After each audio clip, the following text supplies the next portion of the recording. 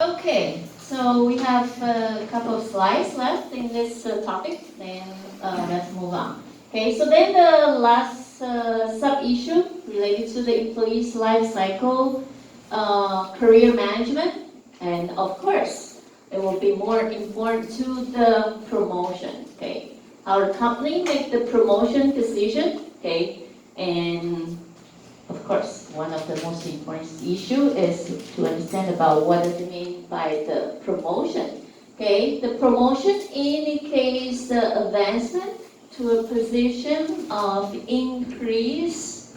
What? Yeah. Responsibility.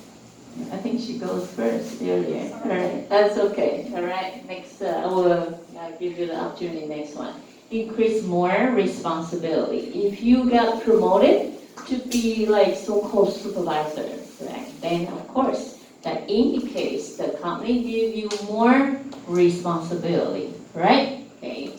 So here, to related to the promotion decision, for a company, generally of course it depends on the company's rules. How do they promote people? Is it based on the seniority or competence?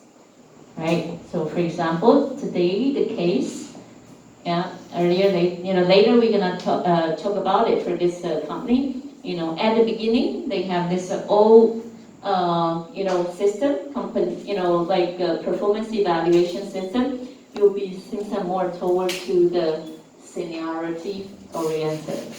So then after that, they revise it into a new system. The new system would be more toward to competency based, right? And currently, actually, for most company, they are more, toward to, using this competency base, right? And how should we measure the competencies? Of course, by the, employees' performance, okay? And there's one issue also, as a supervisor, you also have to take into consideration, for this Peter's principle. Have you heard about this terminology before? The Peter principle, yeah? Thank you. From sociology, it's a principle where an employee in an organization rises in the hierarchy based on their previous success on their work grade. Yeah. So they basically rise to the level of incompetence. They rise to the level of? Incompetence. Very good. Yeah. Later I'll give you two stickers. Yeah. That is correct. Yeah, of course, in our next slide, I will explain to you about the concept. All right, Peter, that's Peter's principle. All right. So then, for the promotion process, either it's formal or informal. Sometimes for some company, of course, depends on the companies. Either they are more kind of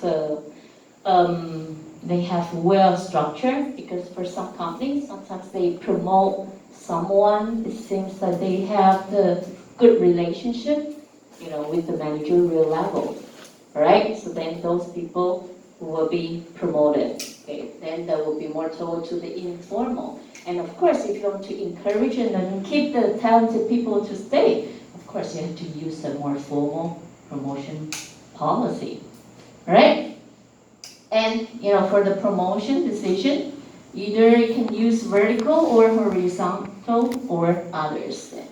Right? So the concept of Peter's principle, it indicates the company they often promote some competent employee up to the level of incompetence. You get the idea?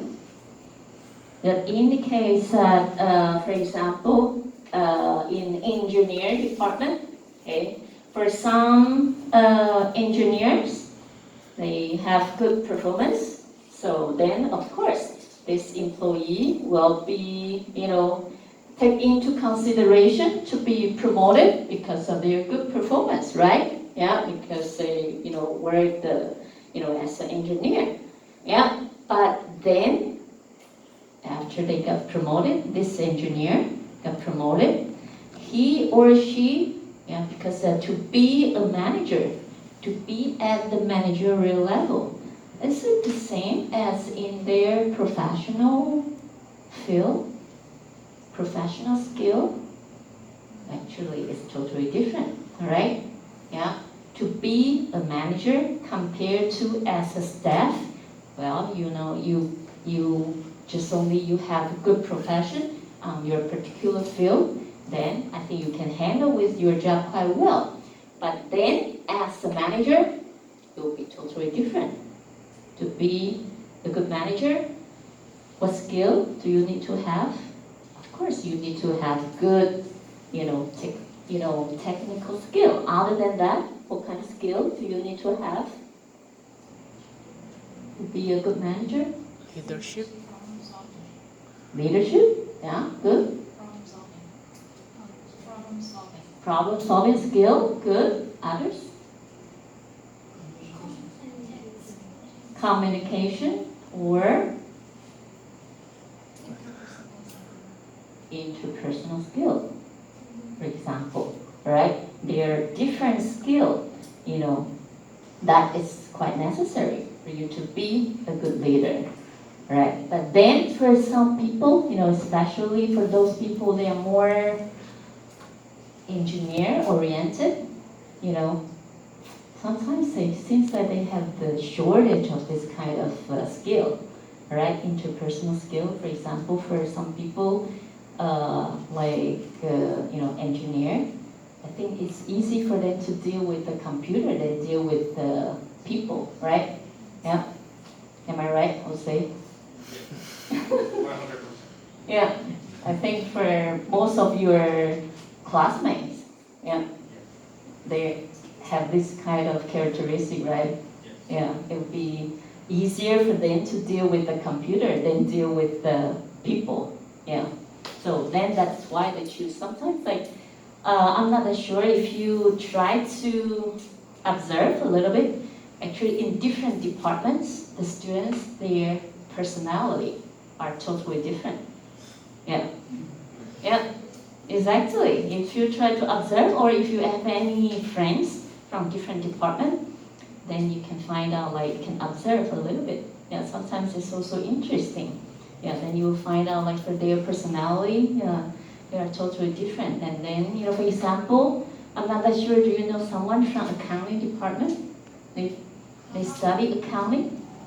Their personality is, they are a little bit their conscientiousness is quite good, right? And then they are more very detail oriented. Yeah, and there's some special characteristic. And then for those students, they're in the, business oriented. They're a little bit more outgoing. Yeah, a little bit more talkative. Yeah, yeah. And for those students from the engineer department, they're a bit more shy. Yeah, they don't like to talk that much. Yeah, whatever they say is like a gold. Yeah, it's quite worthy. Yeah, because they don't talk that much. Yeah, so then that's quite interesting for you to observe the people from different departments because of. That is the reason why, because of their personality, so then they choose the specialty. Yeah, so, actually from the undergraduate, you can,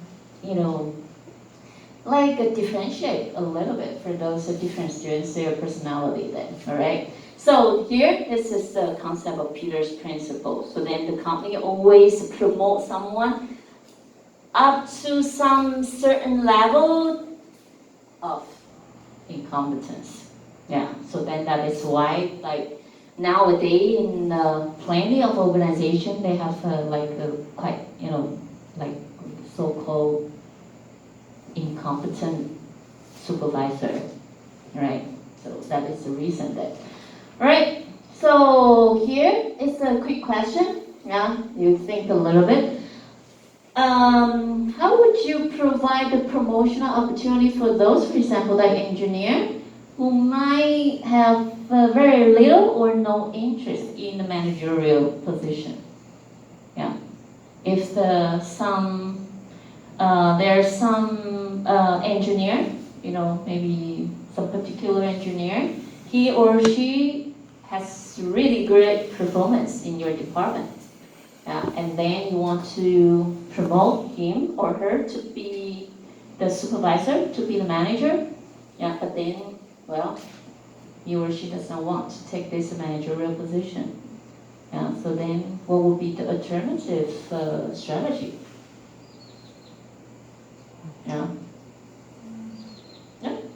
Perhaps to promote this person to a position of leader over the most important project of the company. Something like that.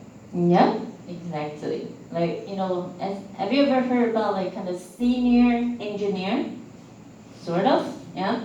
So then that will be the solution, okay?